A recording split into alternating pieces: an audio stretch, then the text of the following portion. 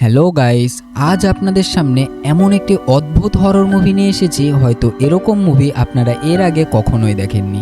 তো চলুন কথা না বাড়িয়ে ভিডিওটি শুরু করা যাক।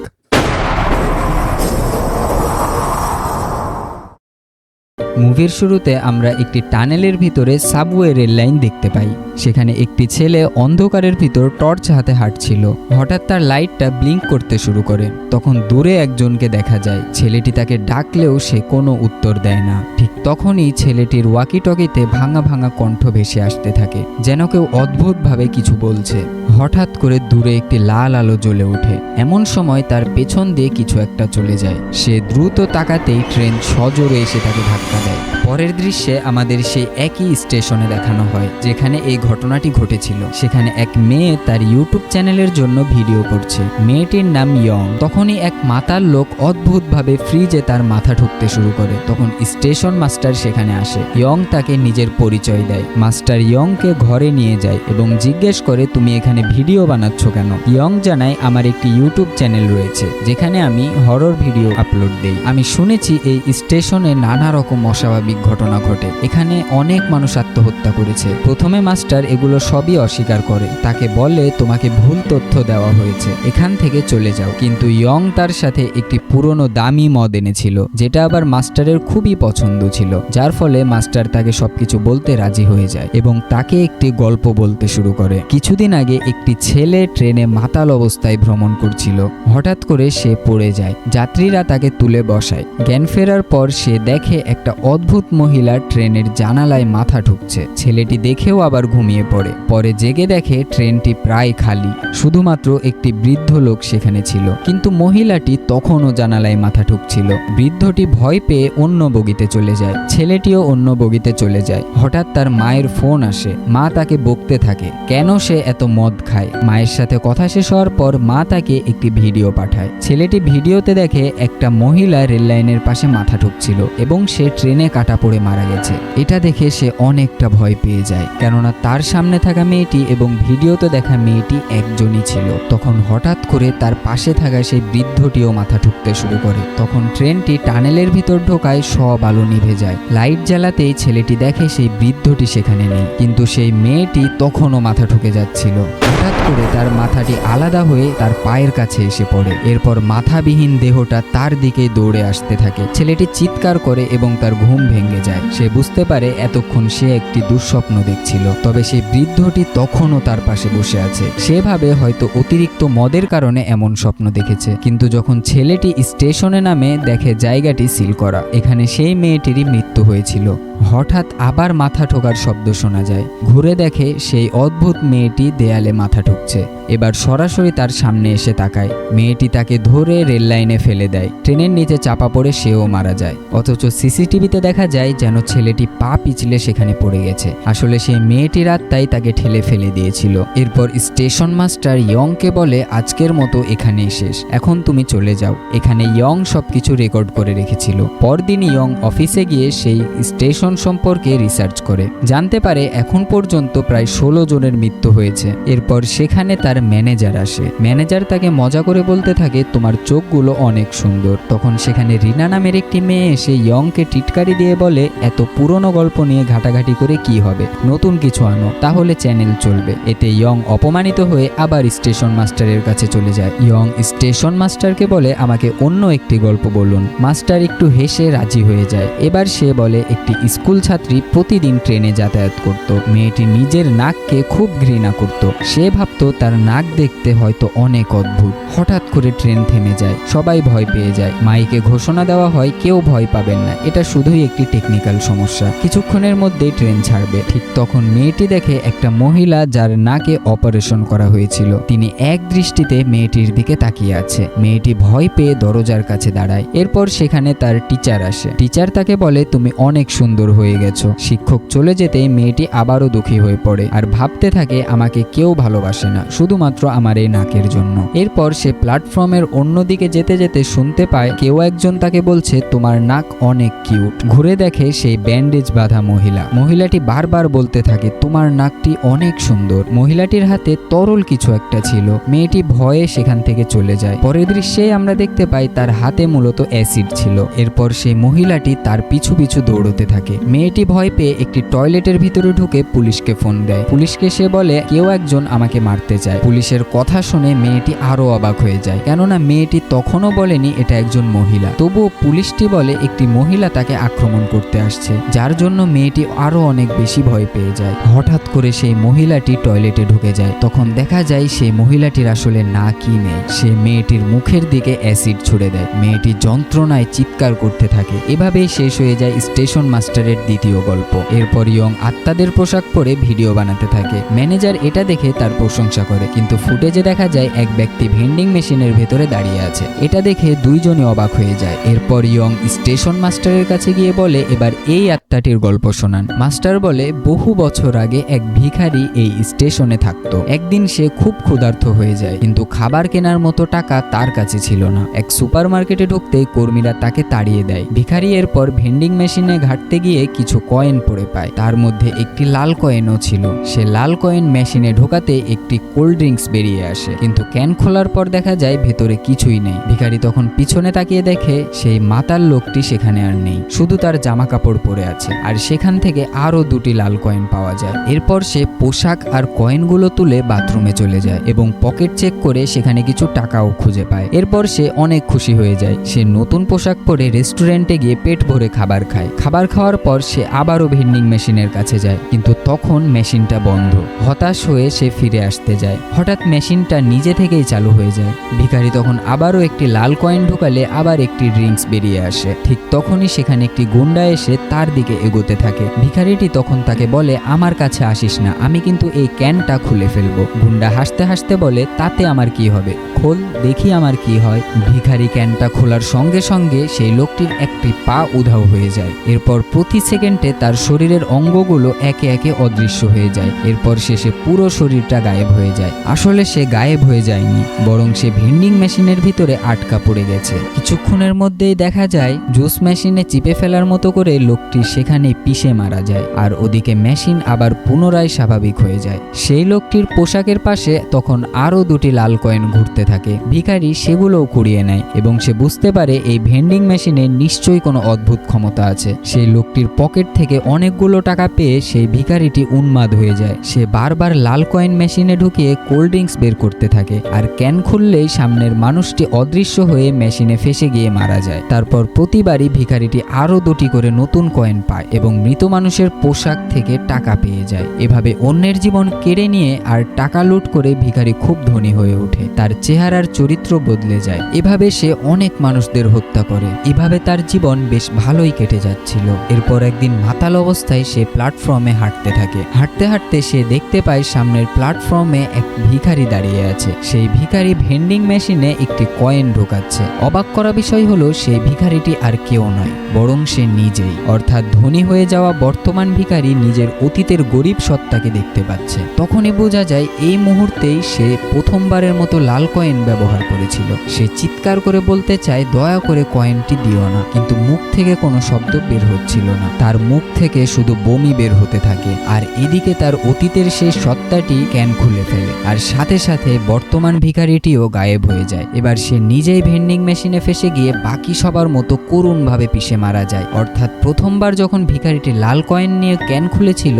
তখনই তার সামনে থাকা মাতাল লোকটি গায়েব হয়েছিল, অথচ সেই মাতাল লোকটি আসলে ভবিষ্যতে ধনী হয়ে যাওয়া ভিখারিটি নিজেই ছিল। অর্থাৎ ভিখারি নিজের ভবিষ্যৎ সত্তাকে হত্যা করেছিল। স্টেশন মাস্টার এই গল্পটি বলে শেষ করে দেয়। সে আরো বলে এরপর থেকে এই স্টেশনে অজানা লোকের পোশাক পাওয়া যেত, অর্থাৎ যারা গায়েব হতো তাদের জামা কাপড় এখানে পরে থাকতো। সব শোনার পরে ইয়ং মাতাল অবস্থায় ঘুমিয়ে পড়ে। এরপর স্টেশন মাস্টার তাকে আর বিরক্ত না করে চলে যায়। এরপর দেখানো হয় ইয়ং তার ম্যানেজারের সঙ্গে রেস্টুরেন্টে বসে আছে। ইয়ং জিজ্ঞেস করে কি ব্যাপার, হঠাৎ করে রেস্টুরেন্টে ডাকলে কেন? ম্যানেজার তাকে বলে আমি অনেকদিন ধরেই তোমাকে একটা কথা বলতে চাচ্ছিলাম। আসলে আমি তোমাকে খুব পছন্দ করি, তুমি কি আমাকে বিয়ে করবে? এই কথা শুনে ইয়ং হতবাক হয়ে যায় এবং হঠাৎ তার চোখ খুলে যায়। আসলে এটা তার স্বপ্ন ছিল। বাস্তবে তখনও সে অফিসে বসে আছে আর দেখছে তার ম্যানেজার রিনার খুব কাছাকাছি। এটা দেখে ইয়ং ভীষণ হিংসায় জ্বলে ওঠে এবং স্টেশন মাস্টারের কাছে গিয়ে সে কাঁদতে থাকে।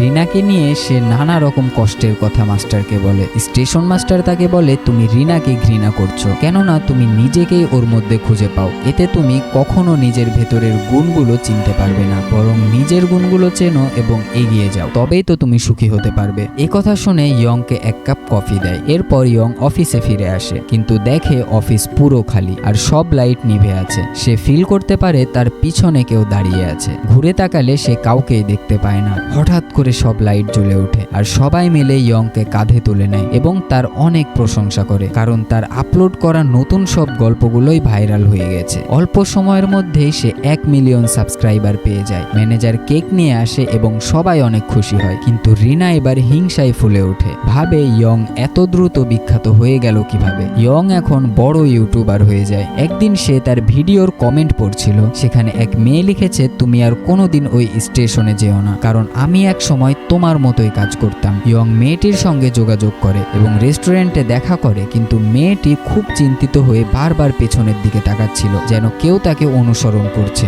ইয়ং তাকে এরকম কমেন্ট করার কারণ জিজ্ঞেস করলে মেয়েটি বলে, আমি সব বলতে পারবো না, শুধু বলছি ওই স্টেশন নিয়ে করা সব ভিডিওগুলো ডিলিট করে দাও, সম্ভব হলে চ্যানেলটিও ডিলিট করে দাও, এটা তোমার ভালোর জন্যই বলছি। ইয়ং অবাক হয়ে জিজ্ঞেস করে, কেন আমি তোমার কথা বিশ্বাস করব? তখন মেয়েটি বলে, অনেক বছর আগে সেই টানেলটি বানানোর আগে সেখানে একটা চার্চ ছিল, আর সেই চার্চের বেসমেন্টে একটি ভয়ঙ্কর গ্রুপ নানা রকম রীতিনীতি চালাতো। তাদের ওই অমানবিক শক্তির কারণে বহু মানুষ খুন আর আত্মহত্যা করতে শুরু করে, কিন্তু ইয়ং তার কথা বিশ্বাস করে না। তখন মেয়েটি নিজের চশমা খুলে দেখায় আর বলে, এই শক্তির কারণে আমি আমার চোখের দৃষ্টি হারিয়েছি, আমি চাই না তোমার সাথেও এমন কিছু ঘটুক, তাই বলছি চ্যানেল ডিলিট করে দাও, এরপর ওই জায়গায় আর কোনোদিন যেও না। ঠিক তখনই ইয়ং এর পিছনে একটা অদ্ভুত কিছু দেখা যায়। মেয়েটি চিৎকার করে ভয় পেয়ে দৌড়ে পালিয়ে যায়, কিন্তু ইয়ং কিছুই বুঝতে পারে না। এরপর ইয়ং সে চার্চের ইতিহাস নিয়ে পড়তে থাকে। সেখানে লেখা ছিল, কাল্ট গ্রুপ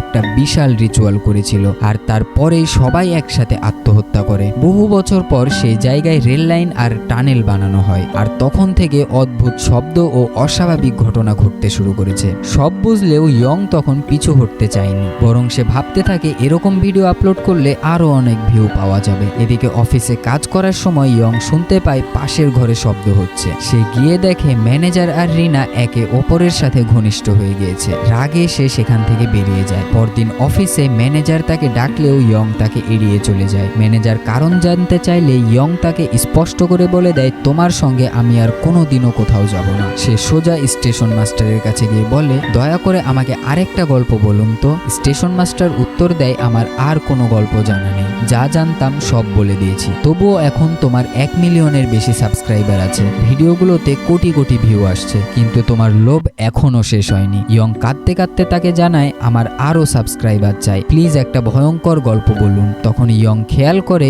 স্টেশন মাস্টারের কাছে কিছু অদ্ভুত টিস্যু পড়ে আছে, যেগুলো রক্তে ভেজা, কিন্তু ইয়ং তাকে সমবেদনা না জানিয়ে সে তাকে বলে, আপনি তো আর বেশি দিন বাঁচবেন না, যাওয়ার আগে একবার সাহায্য করুন, একটা ভয়ঙ্কর গল্প বলুন। স্টেশন মাস্টার দীর্ঘশ্বাস ফেলে বলে, ঠিক আছে, শোনো তাহলে। তোমার মতোই আরেকটি মেয়ে ছিল, যে অন্যের দৃষ্টি আকর্ষণ আর প্রশংসার জন্য যে কোনো কিছু করতে পারত। স্টেশন মাস্টার আসলে এবার রিনার গল্প বলতে শুরু করে। অনেক আগে রিনার একটি ইউটিউব চ্যানেল ছিল। সেই সময় রিনার লাখ লাখ সাবস্ক্রাইবারও ছিল। প্রতিটা ভিডিওতে কোটি কোটি ভিউ আসতো। জনপ্রিয়তা ধরে রাখতে সে সব সময় ভিডিও বানাতো, যেখানেই যেত সেখানে ব্লগ শুট করত, ফলে তার ভিউজ আরো বেড়ে যাচ্ছিল। একদিন ট্রেনে ভ্রমণের সময় রিনা ট্রেনের হাতল ধরতেই তার হাতে অদ্ভুত এক আঠালো তরল লেগে যায়। সে তেমন গুরুত্ব না দিয়ে হাত মুছে ফেলে। পরের দৃশ্যে দেখা যায় ইয়ং ইতিমধ্যে স্টেশন মাস্টারের থেকে গল্প শুনে অফিসে চলে এসেছে। সে ম্যানেজারের সাথে কথা বলছিল। তখন রিনা ট্রেনে চড়ে অফিসে আসে। হঠাৎ বলে ওঠে,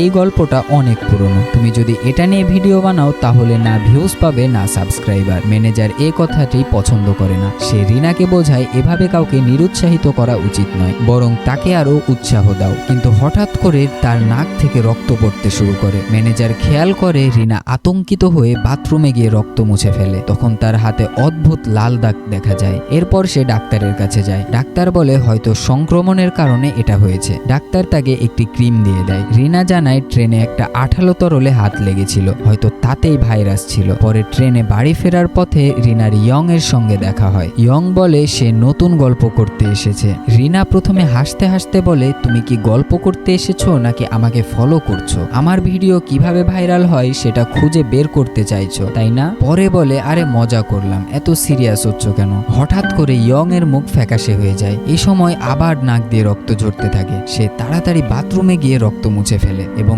দেখে তার হাতে ফোসকা পড়েছে। আতঙ্কে সে চিৎকার করে ওঠে। মুহূর্তে হাত আবার একেবারে স্বাভাবিক হয়ে যায়। এই সময় ইয়ং এর চ্যানেলে 1 মিলিয়ন সাবস্ক্রাইবার হয় এবং কেক কেটে উদযাপন করা হয়। রিনা তখন একইভাবে ইয়ং এর দিকে তাকিয়ে থাকে। পরে বাথরুমে গিয়ে বমি করে। আগে রিনা ছিল খুব চঞ্চল, সব জায়গায় ভিডিও বানাতো। এখন আর রিনার কোনো আগ্রহ নেই। ট্রেনে বসে সে মন খারাপ করে মুখে ও হাতের দিকে তাকায়। সে দেখতে পায় আবারও ফোসকা পড়ে গেছে। সে স্বপ্নেও এমনটা দেখেছিল। নাক দিয়েও রক্ত পড়তে শুরু হয়। আতঙ্কে সে বাথরুমে চলে যায়। এবার সে ফোসকা পুরো শরীরে ছড়িয়ে পড়ে। প্রতিটি ফোসকা থেকে ছোট ছোট গাছ গজাতে শুরু করে। সে যন্ত্রণায় চিৎকার করে ওঠে। শেষে তার শরীর থেকে অসংখ্য গাছপালা বের হয়ে যায়। এরপর সে সেখানেই মারা যায়। অদ্ভুত ব্যাপার হলো, যখন ইয়ং ম্যানেজারকে আর রিনাকে খুব কাছাকাছি আসতে দেখেছিল, আসলে তখন রিনা জীবিতই ছিল না। সে শুধু চায়নি ম্যানেজার আর ইয়ং কাছাকাছি আসুক। তাই তার আত্মায় এমন বিভ্রম তৈরি করেছিল যাতে ইয়ং ম্যানেজারকে ঘৃণা করতে শুরু করে। আর এভাবেই স্টেশন মাস্টারের তৃতীয় গল্পটি শেষ হয়ে যায়। ইয়ং এর হাতে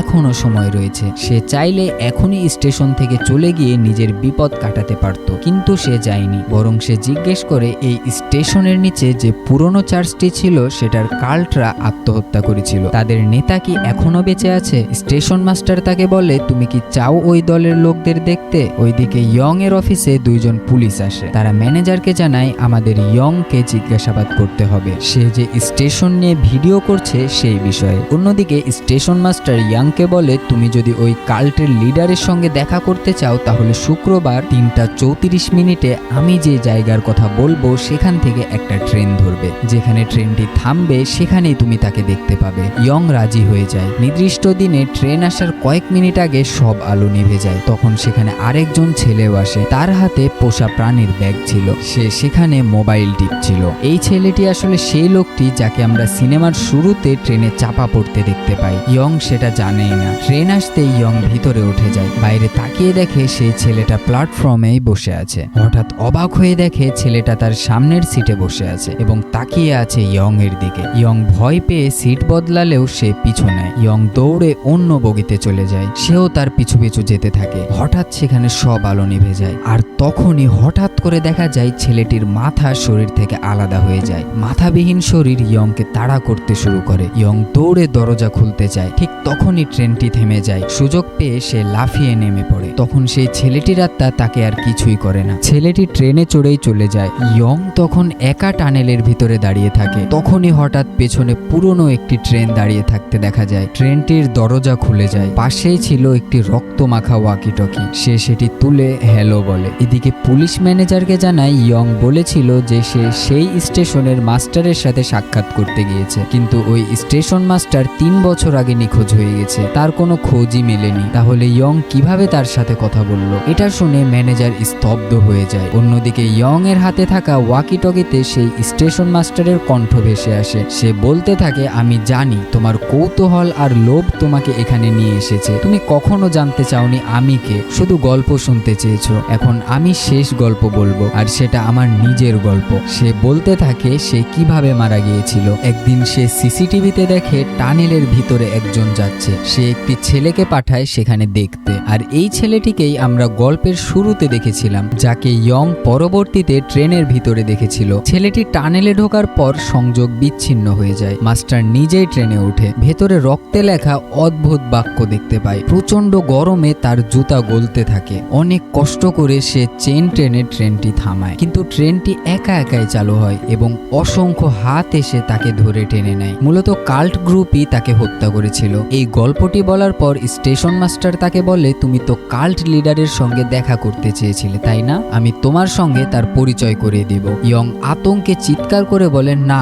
আমাকে এখান থেকে যেতে দাও। কিন্তু মাস্টার শুধু হেসে বলে, তোমার সঙ্গে সময়টা দারুণ কেটেছে। শেষে ইয়ংকেও ট্রেনের মধ্যে টেনে নেওয়া হয় এবং মাস্টারের মতো করুণ মৃত্যু হয় তার। এদিকে ইয়ংকে খুঁজতে খুঁজতে ম্যানেজার সেই স্টেশনে পৌঁছায়। সে কিন্তু কিন্তু সত্যিই তাকে ভালোবাসতো। হঠাৎ ইয়ং তার সামনে এসে দাঁড়ায়। ম্যানেজার স্বস্তি পায়। সে বলে, আমি তোমাকে কতবার ফোন করেছি, তুমি ফোন ধরছিলে না কেন? ইয়ং হেসে বলে, আমি তোমাকে একটা ভয়ঙ্কর গল্প শোনাতে যাচ্ছি, শুনতে প্রস্তুত তো? আর মুভিটি এখানেই শেষ হয়ে যায়। তো এই ছিল আজকের ভিডিওটি। আশা করি আজকের ভিডিওটি আপনাদের সকলের কাছে ভালো লেগেছে। ভিডিওটি কেমন লাগলো কমেন্টে জানাতে অবশ্যই ভুলবেন না। কথা হবে পরবর্তী কোনো ভিডিওতে।